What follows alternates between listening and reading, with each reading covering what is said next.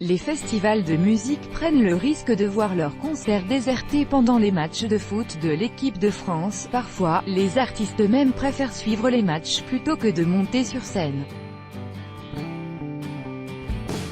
Il y a aussi de belles histoires de festivals pendant des Coupes du Monde. Alors que la France entière, ou presque, s'est organisée pour pouvoir être devant son écran pour les matchs de l'équipe de France, pour les festivals de musique, c'est un vrai casse-tête.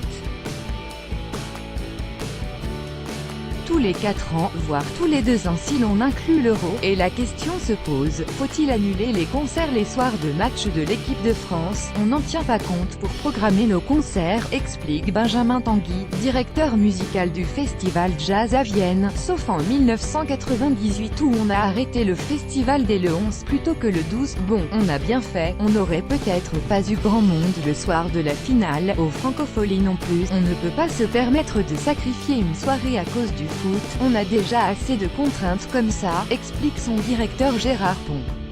Même si ça nous est arrivé de donner le score ou de mettre le match en direct sur les écrans géants pendant un changement de plateau entre 2 artistes cette année, comme pour France-Uruguay, la finale se joue le 15 à 17h, avant le début des concerts. C'est parfait pour nous, les artistes dilettants, un horaire parfait mais qui ne l'a pas toujours été.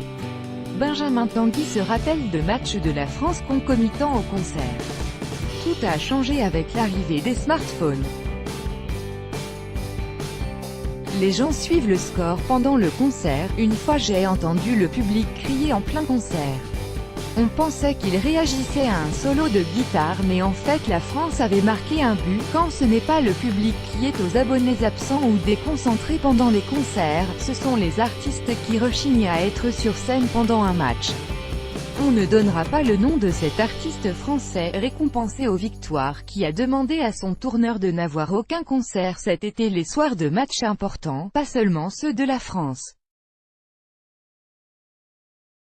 Benjamin Tanguy se rappelle lui de Gilberto Gil, artiste et ex-ministre de la Culture brésilien, naturellement fan de foot. En 1998, même sur scène pendant les balances, il voulait suivre les matchs. On avait installé un écran à côté de la scène. Mais il n'y a pas que lui, les artistes brésiliens en général n'envisagent pas de rater les matchs de leur équipe pendant une Coupe du Monde. En 2016, pendant le match entre la France et l'Allemagne, le guitariste John McLaughlin, supporter de la Mannschaft, faisait, pendant le concert, des allers-retours dans l'Algeco des techniciens pour suivre le match, se souvient Benjamin Tanguy.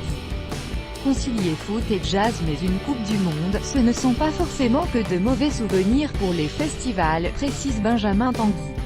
En 1998, on avait organisé un match entre artistes brésiliens et membres du staff du festival. Bon, le score avait été sans appel, finalement on a beaucoup de musiciens qui viennent du monde entier et une Coupe du Monde les rassemble un peu, ça donne toujours une ambiance particulière.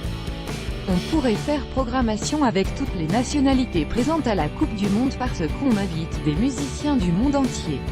On avait un groupe japonais l'an dernier.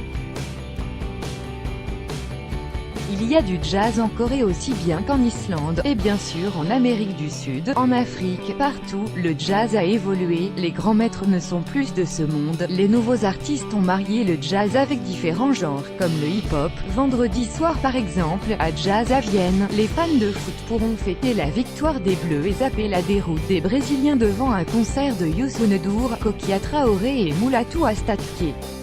Samedi, ceux qui se foutent du destin de la Croatie ou de l'Angleterre auront la joie de succomber à une soirée hip-hop avec notamment Black Star. Le mardi 10 juillet, alors que la France affrontera le Brésil ou la Belgique en demi-finale, les heureux spectateurs du festival assisteront au concert de Lucky Peterson, sur Gare Ford et Marquis Knox.